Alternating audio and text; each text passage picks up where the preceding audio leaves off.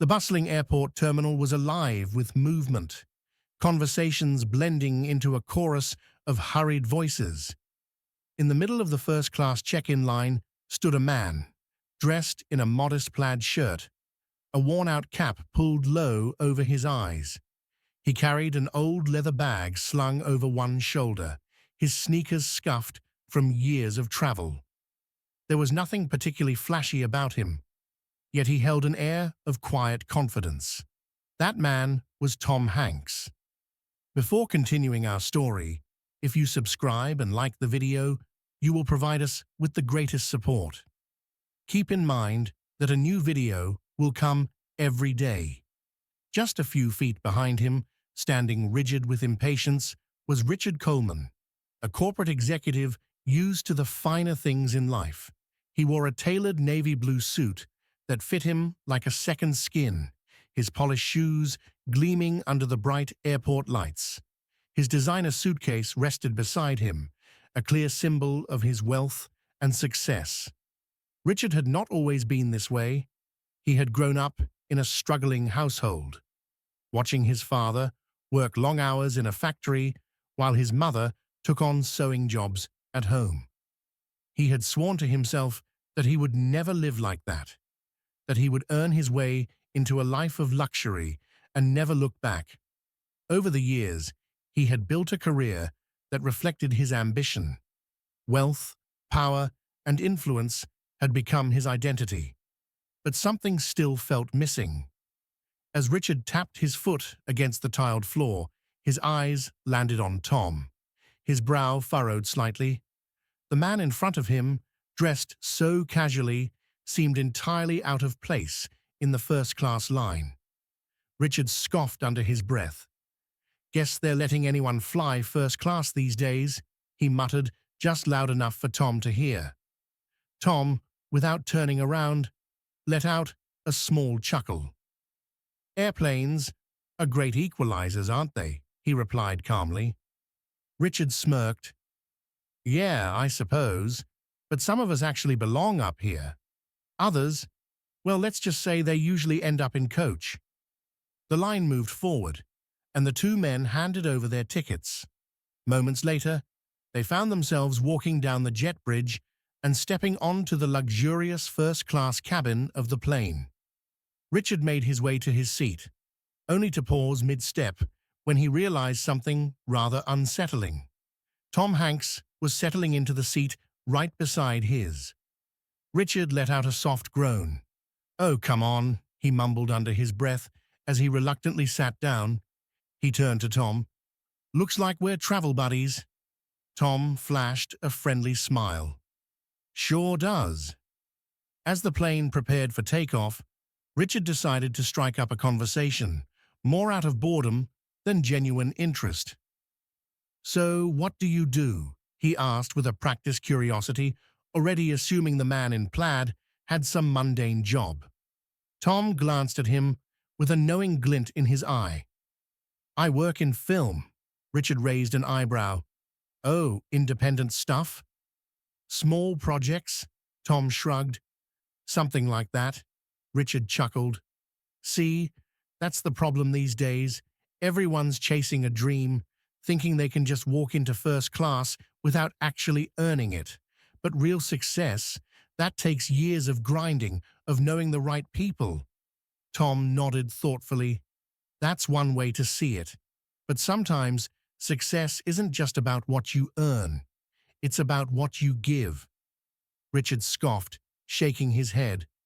"That's a nice sentiment. But in the real world, money talks. If you don't have it, you don't belong in places like this." The flight attendant arrived, offering drinks. Richard requested an expensive scotch, making sure to emphasize the brand, while Tom simply asked for water. Richard chuckled. "Water? In first class? Man, you really are missing out." Tom smiled. Sometimes, simple things are enough. The conversation continued in a similar pattern. Richard subtly throwing jabs, trying to establish his dominance, while Tom remained effortlessly composed, answering with a wisdom that seemed to disarm the businessman at every turn. A few hours into the flight, turbulence shook the cabin. The lights flickered briefly, and a nervous murmur ran through the passengers. Richard gripped the armrest, his face slightly pale. "Not a fan of turbulence?" Tom asked gently. Richard let out a dry laugh. "I just like being in control, that's all. Planes don't exactly allow for that." Tom nodded. "Life doesn't either. You learn to ride the bumps." The plane steadied, but something in Richard's demeanor had changed. He turned toward Tom, curiosity finally outweighing his arrogance. "You really believe all that? About success, giving, all of it?" Tom leaned back, studying him. "I do. I've seen a lot in my life. The people who are happiest aren't the ones with the most, but the ones who do the most for others." Richard frowned. "Easy for you to say. You're in first class too, aren't you?" Tom chuckled. "I've been in coach plenty of times.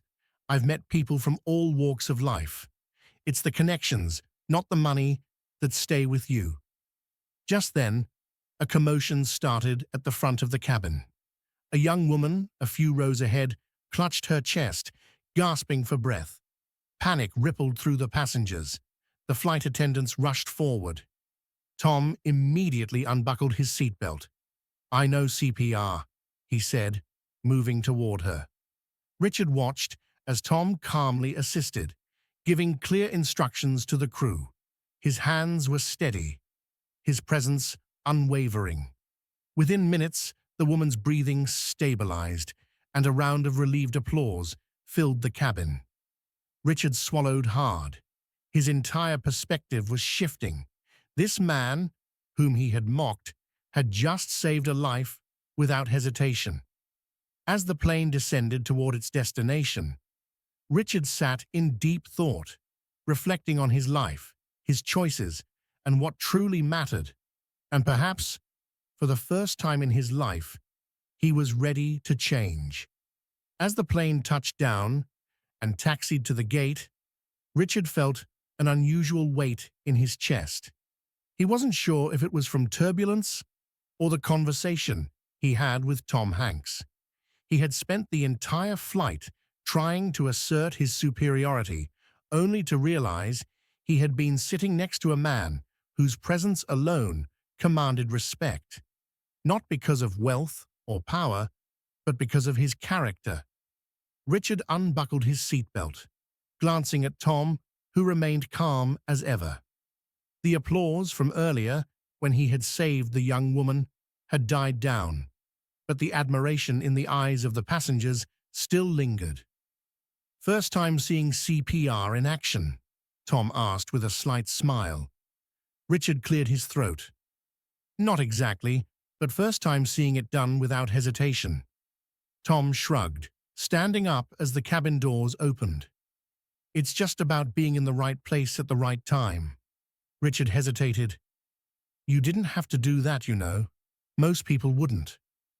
Tom nodded. "That's the thing. Most people could. They just don't." As they stepped into the airport terminal, Richard's mind raced. He had always believed that wealth defined worth, that sitting in first class meant you had won in life. But Tom had just shattered that illusion.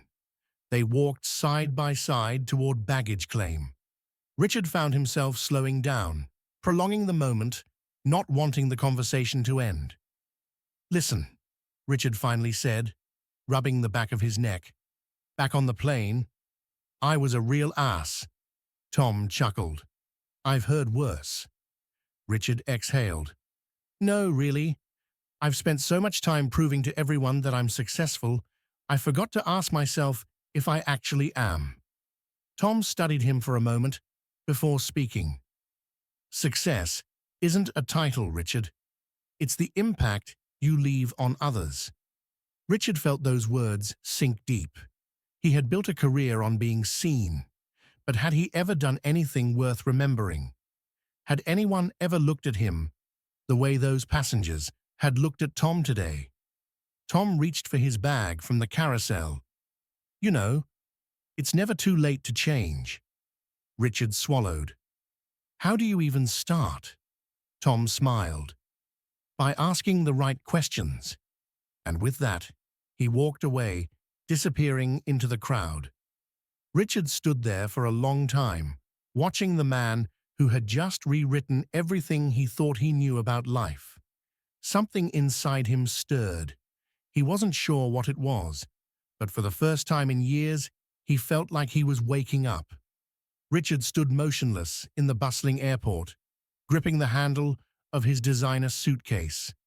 He watched Tom disappear into the crowd, his words still echoing in his mind.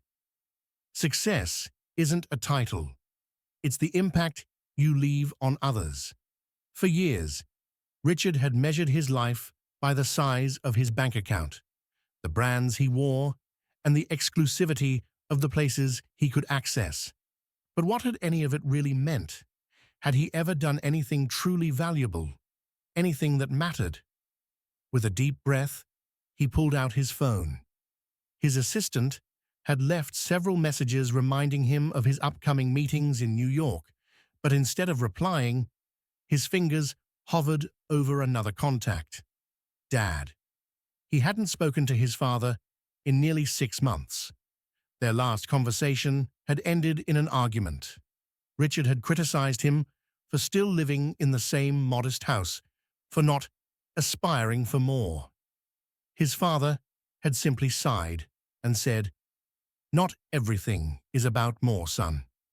For the first time, Richard understood what he had meant. He pressed the call button. The phone rang a few times before a familiar weathered voice answered. "Richard?" "Hey, Dad." Richard cleared his throat. I just landed. I was thinking maybe I'd come visit."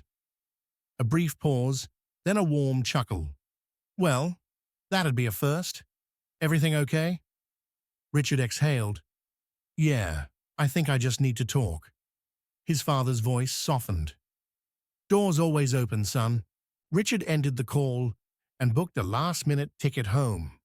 For once, he wasn't rushing to a business deal or an exclusive event. He was going somewhere that actually mattered. The old neighborhood looked exactly the same. The small single-story house he had grown up in still had the creaky wooden fence, the front porch with the chipped paint, and the same old oak tree where he used to sit with his mother on summer evenings. Richard stepped out of the taxi, hesitating before knocking on the door. His father answered almost immediately. He had aged, the wrinkles on his face deeper, but his eyes were the same, kind and knowing. "Well, would you look at that?" his father said with a smirk. The big-shot businessman finally found his way back. Richard let out a dry laugh. "Yeah, guess so." His father stepped aside. "Come on in." The inside of the house smelled the same. Coffee, old books, and a hint of motor oil from his dad's workbench in the garage. The walls were covered in old family photos, most of them fading. Richard glanced at a particular photo, one of him as a young boy, sitting on his father's shoulders, laughing. "When did we stop talking?" Richard asked suddenly. His father sighed, settling into his chair. "I think when you decided you were too good for this place." Richard flinched. It was true. He had spent so long trying to distance himself from his humble beginnings that he had pushed away the very people who had loved him most. "I met someone on a flight today," Richard admitted. "He made me realize I've been living life all wrong." His father raised an eyebrow. "Must have been some conversation." Richard nodded. "He asked me what I'd be remembered for, and I didn't have an answer." His father leaned back. "So, what are you going to do about it?" Richard stared at the floor. "I don't know, but I want to start somewhere." His father smiled. "That's a good first step." Over the next few weeks, Richard did something he hadn't done in years. He slowed down. He spent more time with his father, helping him fix things around the house. Listening to stories he had once brushed off as irrelevant. He reconnected with his sister, whom he had barely spoken to since she had chosen a career in teaching, rather than chasing wealth like he had. He even reached out to an old friend from college, one he had lost touch with after deciding their ambitions didn't align. To his surprise, the friend welcomed him back without hesitation. One evening, while scrolling through his emails, Richard noticed a charity initiative looking for corporate sponsors. Normally, he would have ignored it, but this time, he clicked on it.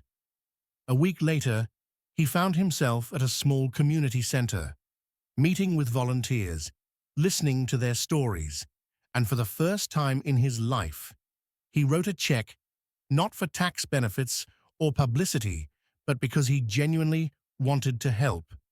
As he handed the check over, one of the volunteers, an elderly woman, squeezed his hand. "You're making a real difference," she said. For the first time, Richard felt it.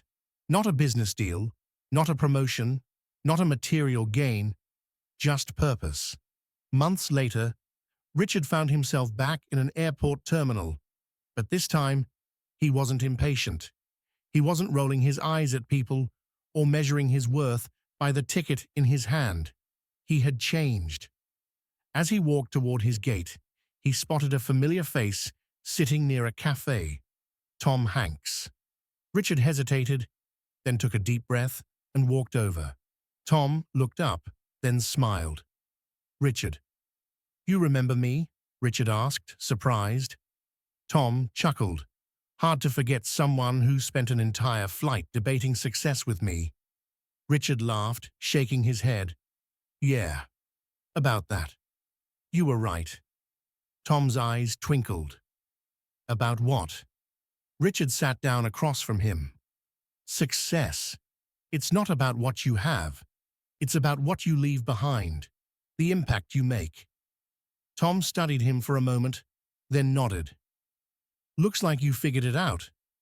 Richard smiled. "Still working on it, but I'm getting there." Tom raised his coffee cup. "That's all that matters." As Richard sat there, chatting with the man who had unknowingly changed his life, he realized something. He was finally at peace. And for the first time in his life, he knew exactly what he wanted to be remembered for. Success is not measured by money, titles, or status. It's measured by the impact we have on others, the kindness we show, the lives we touch, and the legacy we leave behind. So ask yourself, what will you be remembered for? If you liked the video and want new videos to come, you can like the video and follow us by subscribing. Have a nice day.